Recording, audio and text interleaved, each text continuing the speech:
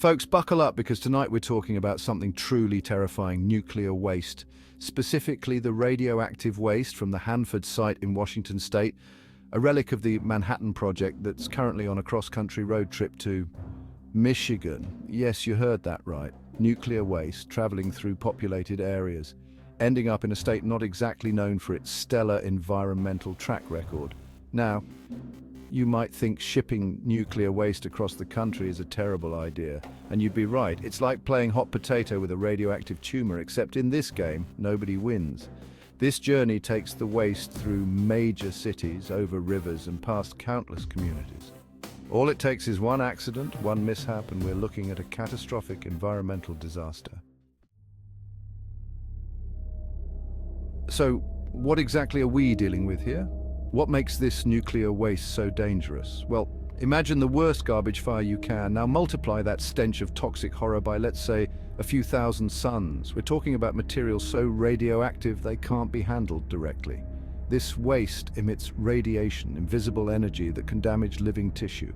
Exposure can lead to cancer, birth defects, and a whole host of other health problems. And this stuff doesn't just disappear. Some of it remains dangerously radioactive for thousands, even hundreds of thousands of years. That's longer than America has even existed. The health impacts of radiation exposure are often insidious, taking years or even decades to manifest. And let's be clear, there's no safe level of exposure. Every bit of radiation increases the risk of developing cancer and other diseases. Communities living near nuclear waste storage sites often face higher rates of cancer, respiratory illnesses, and birth defects. Children are particularly vulnerable as their developing bodies are more susceptible to radiation's harmful effects. It's a silent threat, slowly poisoning people and ecosystems. The Hanford site, where this waste originates, has a long and troubled history. For decades, it produced plutonium for nuclear weapons, leaving behind a toxic legacy of contamination. The plan was to treat this waste to make it less dangerous, but that, as per usual with these things, hasn't quite gone to plan. Instead of dealing with the problem head-on, the government has opted for a band-aid solution, shipping the waste off to Michigan for temporary storage. But temporary in government speak can mean decades, even centuries. It's a classic case of kicking the radioactive can down the road, leaving future generations to deal with the mess. Section 5.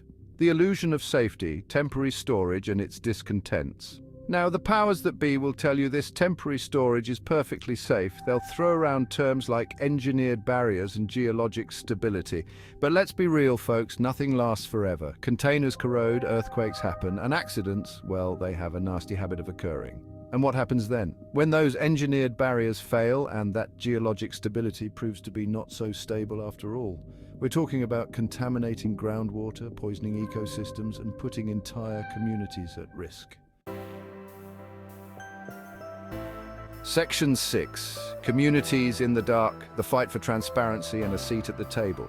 The most infuriating part of this whole ordeal is the lack of transparency. Communities along the transportation route and near the storage site were kept in the dark, their concerns ignored.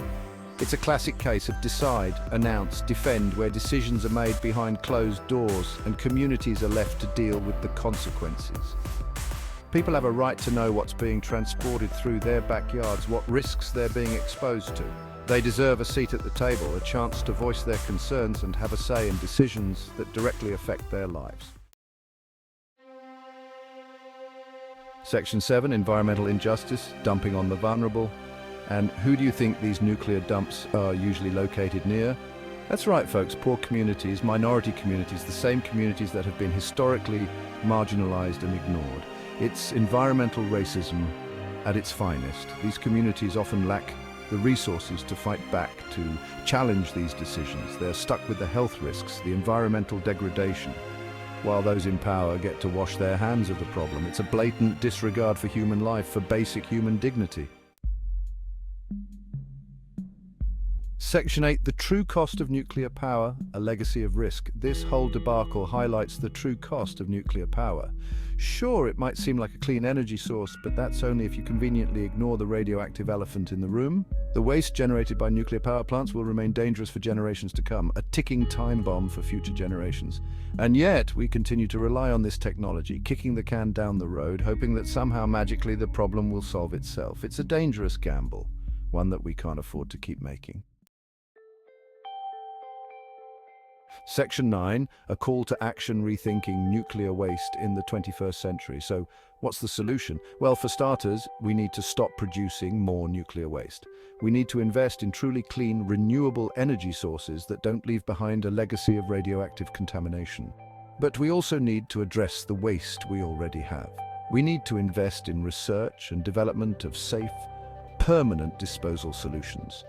And most importantly, we need to do it in a way that's transparent, equitable, and puts the health and safety of communities first. Now, Section 10, towards a safer future. Investing in solutions, not storage. The journey of nuclear waste from Hanford to Michigan is a stark reminder of the dangers we face and the urgent need for action. We can't keep treating temporary storage as a permanent solution. We can't keep putting communities at risk. It's time for a new approach, one that prioritizes safety, transparency, and environmental justice. It's time to invest in solutions, not storage. It's time to protect our planet and our future from the ticking time bomb of nuclear waste.